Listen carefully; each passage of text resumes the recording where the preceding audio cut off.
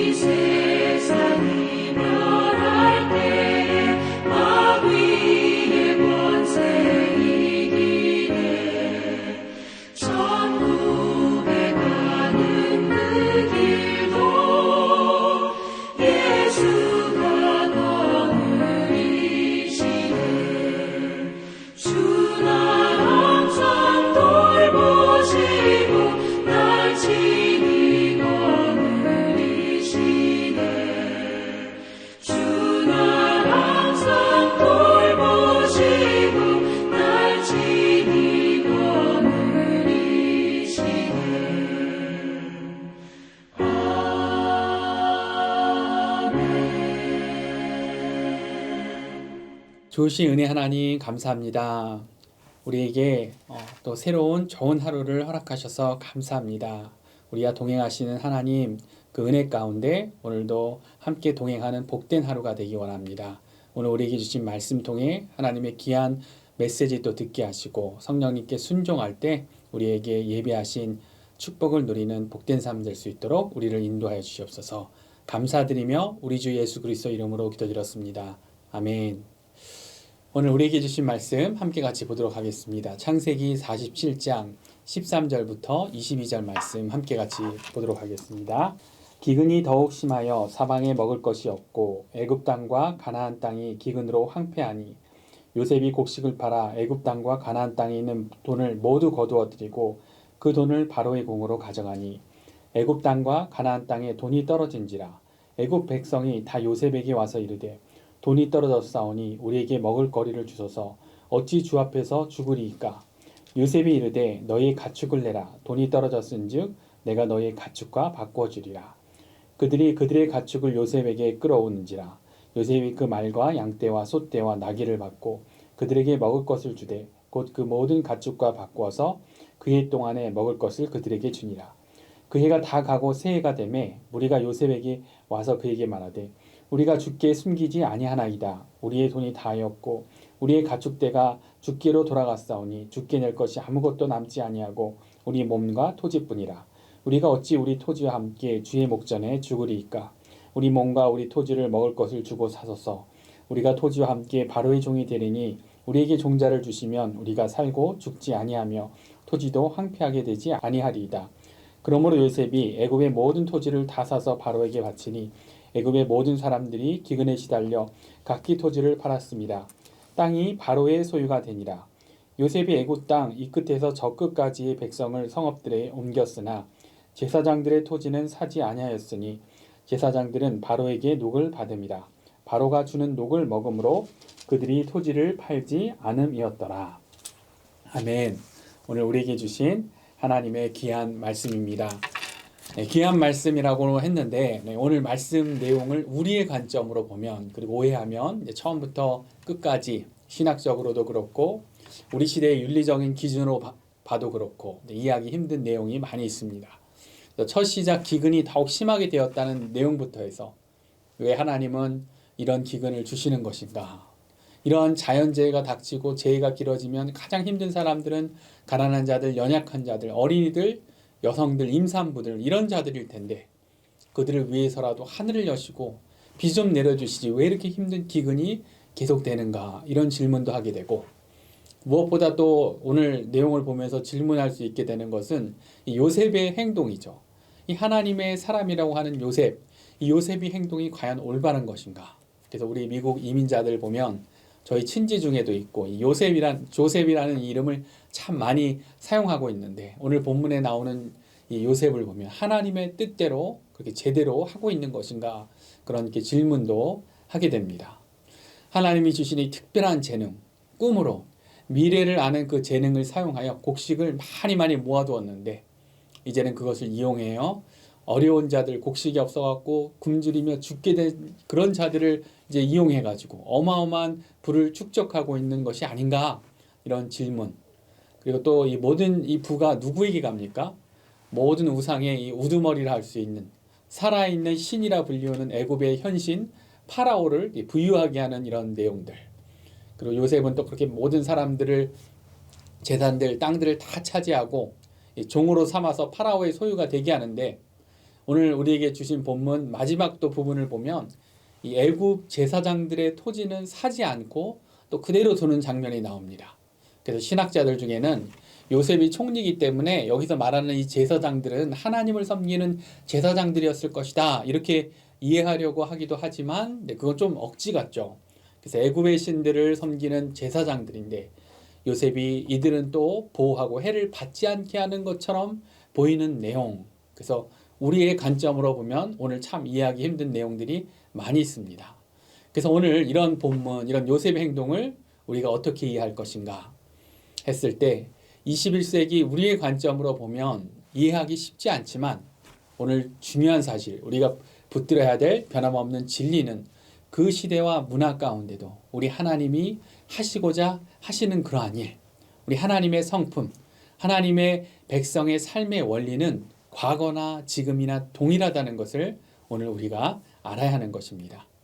불과 100년 전 우리 한국 조선 땅만 생각해 봐도 노비들이 이 종들이 양반 자제들을 등에 업고 서당에 데려다 주던 시절, 그래서 막 다 큰 애들이 자기들 발로 이제 걸어갈 수 있는 아이들이 이 종들의 등에 업혀가지고 아기처럼 업혀가는 거. 지금 우리 기준으로 보면은 충격이죠. 그 여자들도 보면 여자들은 남자들과 방에서 같이 이렇게 겸상도 못하고, 그리고 부엌에서 여자들끼리 모여서 밥 먹어야 됐던 어떤 그런 문화. 아주 오래된 이야기가 아닌 것입니다. 그런데 3,500년 전 이집트 이 힉소스 왕조 시대의 이야기. 우리 기준으로 우리가 그런 문화들을 어떻게 다 이해할 수 있겠습니까? 그러나 그래도 변함없는 것. 그 속에 담겨있는 하나님의 메시지, 우리 하나님의 백성의 신앙으로 살아가야 하는 그 영적인 원리는 동일한 것입니다. 네, 그렇게 우리가 생각하면서 알아야 될 첫 번째 진리는 우리 하나님은 어떤 하나님이신가? 우리 하나님은 약자에 대해 긍휼하심, 그 약자에 대한 긍휼하심은 동일하신 그러한 하나님이십니다. 그래서 우리가 이런 질문들 하죠. 왜 이 땅 가운데 기근이 와서 이렇게 사람들이 고통받아야 하는가? 이런 질문들은 보면은 왜 인간의 삶에 고통이 있고 왜 우리 인간 삶에 죽음이 있게 되었는가? 이런 슬픔이 있게 되었는가? 이런 질문들하고 동일한 것이죠. 그런데 그러한 질문에 대해 어떠합니까? 우리가 우리의 수준으로는 다 이해할 수 없지만 그러나 우리가 알고 있는 성경이 보여주는 분명한 진리, 그것이 무엇입니까? 그것은 처음부터 그런 고통이 있었던 것은 아니라는 것입니다. 우리 하나님은 기근도 없고 고통도 없고 죽음도 없는 우리에게 완전한 낙원을 주셨습니다. 기근과 굶주림의 그 고통이 아니라 온갖 과실들로 선악과보다 더 먼저 언급되는 생명나무로 배부를 수 있는 그런 은혜를 주셨던 하나님이 우리 하나님이십니다. 그런데 우리의 불순종으로 인해 이러한 고통, 기근과 재해가 오는 이러한 세상, 그리고 우리가 땀 흘려 수고해야 먹고 살아갈 수 있는 이러한 세상이 된 것입니다. 그런데 중요한 것은 이러한 가운데도 우리 하나님의 긍휼하심은, 하나님의 자비로우심은 변하지 않는다는 것입니다. 그래서 레위기 신명기를 통해서 보여주는 우리 하나님의 자비로우심이 있죠. 나그네와 고아와 과부를 긍휼히 여기시는 하나님의 이 반복적인 명령들. 내가 밭에서 곡식을 벨 때에 그 한 못을 밭에 잊어버렸거든 다시 가서 가져오지 말고 어떻게 하라고 하십니까? 나그네와 고아와 과부를 위하여 남겨두라. 네. 추수 때에도 과실들 다 따지 말고 어려운 자들을 위하여 남겨둬라. 네, 그런 내용들. 그래서 보면은 구약의 그 내용만이 아니라 성경 전체를 통해 신약의 그 성령의 역사 이후 시작된 이 초대교회사에 있어서도, 초대교회 사역에 있어서도 긍휼 사역이 너무나 중요한 사역이었던 것이죠. 왜 그렇습니까? 우리 하나님의 중요한 관심이었기 때문입니다. 오늘 이 기근 가운데서도, 오늘 본문 가운데서도 우리는 변함없는 하나님의 긍휼하심을 보게 되는 것입니다. 내일 본문 47장 24절을 보면 요셉이 새로운 애굽 토지법을 명하면서 이렇게 이야기하는 것을, 그 내용을 볼 수가 있습니다. 제가 24절을 읽어드리면, 추수의 5분의 1을 바로에게 상납하고 5분의 4는 너희가 가져가서 토지의 종자로도 삼고 너희의 양식으로도 삼고 그리고 너희 가족과 어린아이의 양식으로도 삼으라. 그래서 지금 우리 기준으로 보면 5분의 1이면 너무한 거 아니냐 할 수 있지만, 그러나 다 굶어 죽게 된 그러한 자들에게 자신이 수고한 것의 80%를 갖도록 하는 것, 이것은 살아갈 수 있도록 하는 것이죠. 특히 너희 가족과 어린아이의 양식으로도 삼으라. 연약한 자들, 어린아이들, 이러한 자들을 요셉을 통해 우리 하나님께서는 살리시기 원하시는 것입니다. 우리의 불순종으로 인해 이 땅에 원치 않는 재해가 오고 고통이 오는 세상이 되었지만 우리 하나님의 변함없으신 성품, 긍휼함으로 연약한 자들을 보호하길 원하시는 하나님이심을 오늘 말씀을 통해서 우리는 알아야 하는 것입니다. 오늘 말씀을 통해 그렇게 우리가 또 붙들 진리는, 우리 하나님은 하나님의 백성들을 세상의 질서 가운데 사용하신다라는, 우리가 그러한 것도 오늘 말씀을 통해 우리가 다시금 배워야 하는 것입니다. 오늘 창세기의 내용, 이집트가 배경이 되는 이야기지만 앞으로 선지자들을 통해 예언하고 또 역사로 증명되는 진리는 우리 하나님, 모든 역사의 주관자라는 그러한 사실이죠.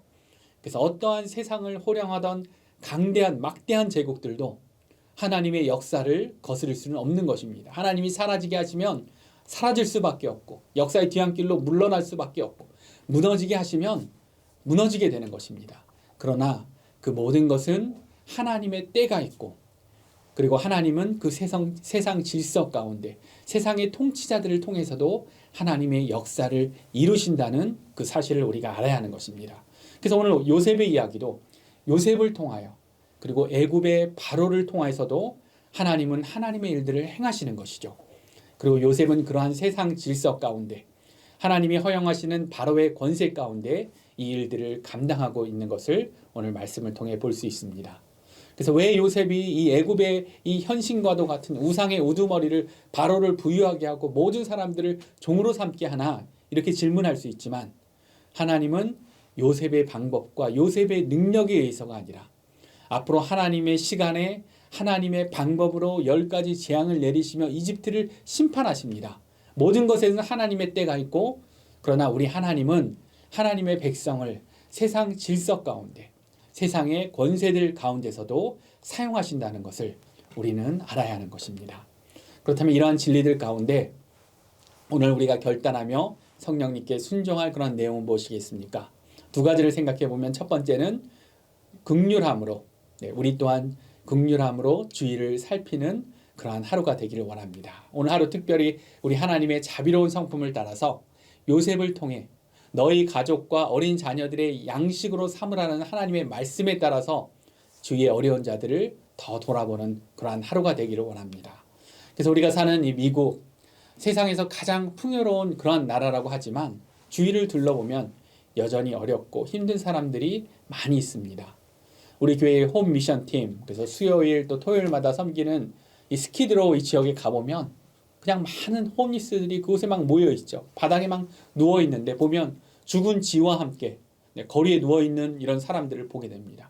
가서 보면 이게 영화 세트장인지 정말 현실인지 우리를 혼란스럽게 만드는 그러한 장면들을 보게 되죠.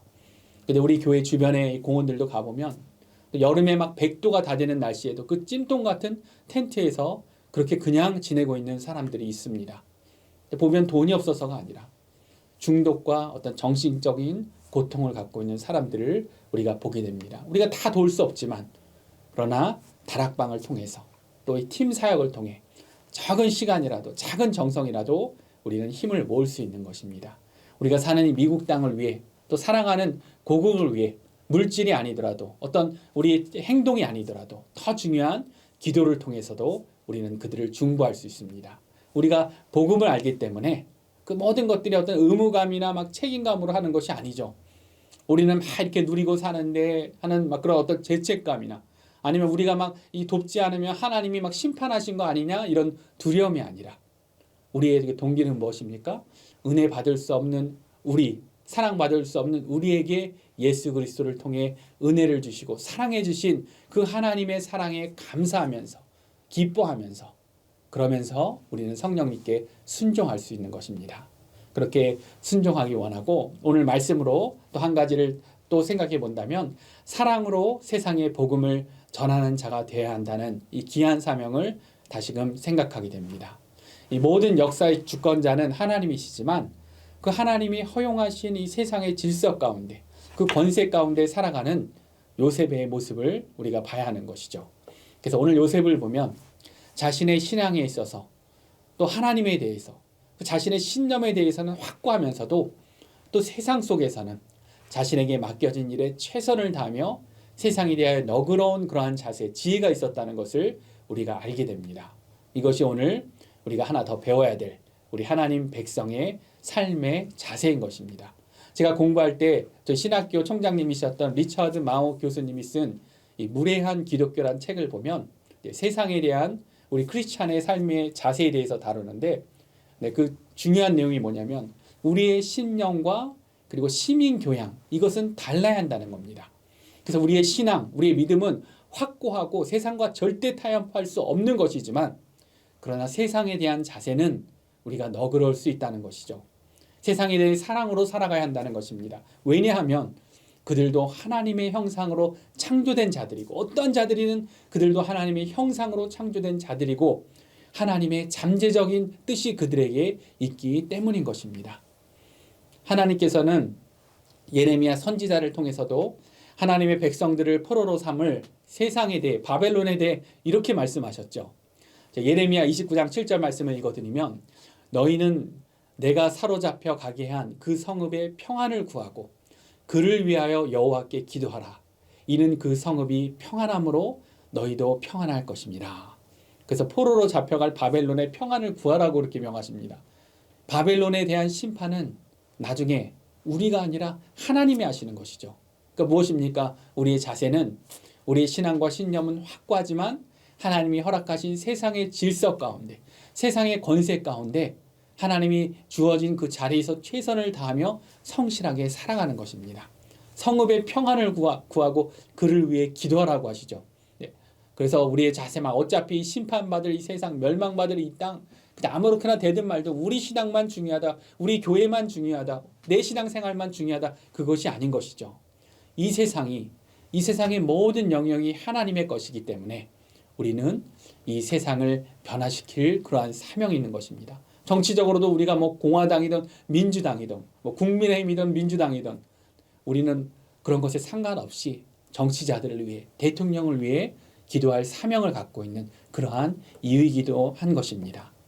베드로도 세상에 대한 우리의 자세를 이렇게 이야기하죠. 베드로전서 말씀 보면 너희 마음에 그리스도를 주로 삼아 거룩하게 하고 너희 속에 있는 소망에 관한 이유를 묻는 자에게는 대답할 것을 항상 준비하되 온유와 두려움으로 하고. 네, 이게 무슨 이야기입니까? 우리가 막 세상 가운데 막 공격적으로 전투적으로 막 해가지고 사람들을 복음을 듣도록 하는 것이 아니라 강압적인 어떤 방법으로 복음을 전하는 것이 아니라 교양과 너그러움을 갖고 사랑을 갖고, 그렇기 때문에 그 세상 사람들이 도대체 저 사람들은 어떤 소망이 있길래 저렇게 사는가, 그렇게 이유를 묻도록 하라는 것이죠. 네, 바로 이것이 바로 오늘 애굽 사람들에게도 바로에게도 신임받고 또 사람들에게도 생명의 구원자가 되는 요셉을 통해 보여지는 우리 하나님의 백성의 모습이라 생각합니다. 오늘 요셉의 이 애굽을 심판하시는 것, 바벨론을 심판하시는 것, 이 세상을 심판하시는 분은 우리가 아니라 하나님인 것이죠. 하나님이 행하시는 일이죠. 우리가 할 일은 하나님이 이 세상을 이처럼 사랑하사 독생자를 주셨으니, 그리고 또 어떻게 말씀하십니까? 내가 너희를 사랑한 것 같이 너희도 서로 사랑하라. 내 이웃을 내 몸같이 사랑하라 하신 그러한 하나님의 새로운 계명, 예수님의 그 명령에 따라서 우리의 할 일, 오늘 하루도 사랑하면서 승리하면서 세상 사람들에게 소망의 이유, 너희들 가운데 있는 소망이 무엇이기에 그렇게 살아가고 있냐, 그런 이유를 묻게 하는 그것이 우리의 삶의 모습이 되어야 하는 것입니다. 오늘 하루도 그렇게 하나님이 주신 사랑으로 승리하면서 그렇게 또 하나님이 세워진 자리에서 예수님의 그 사랑을 흘려보내면서 하나님에게 영광 돌리는 그러한 복된 삶 되시기를 우리 주 예수님의 이름으로 축원합니다. 함께 기도하도록 하겠습니다. 하나님, 오늘 주신 말씀에 감사합니다. 우리 하나님, 긍휼함의 하나님, 자비하신 하나님, 그러한 하나님이셔서 너무나 감사합니다. 우리 또한 그러한 하나님의 성품을 따라서 하나님이 사랑하시는 그러한 영혼들, 긍휼히 여기시는 그곳에 우리 하나님의 그 마음을 흘려보내는 그러한 자들이 되게 하시고, 또한 이 세상 가운데 하나님이 주신 이 귀한 복음, 우리 안에 있는 소망으로, 우리 안에 있는 평안함으로, 어떠한 상황 가운데서도 흔들리지 않는 이러한 믿음으로 사람들에게 하나님을 전할 수 있는 그런 복된 삶의 모습이 될 수 있도록 우리의 삶을 사용하여 주시옵소서. 우리를 통해 영광 받으실 하나님을 찬양하며 감사드리며 우리 주 예수 그리스도 이름으로 기도드렸습니다. 아멘. 오늘도 말씀 계속 묵상하시면서 또 우리에게 주신 이 기도의 능력으로 기도하시면서 승리하시는 축복된 하루 되십시오.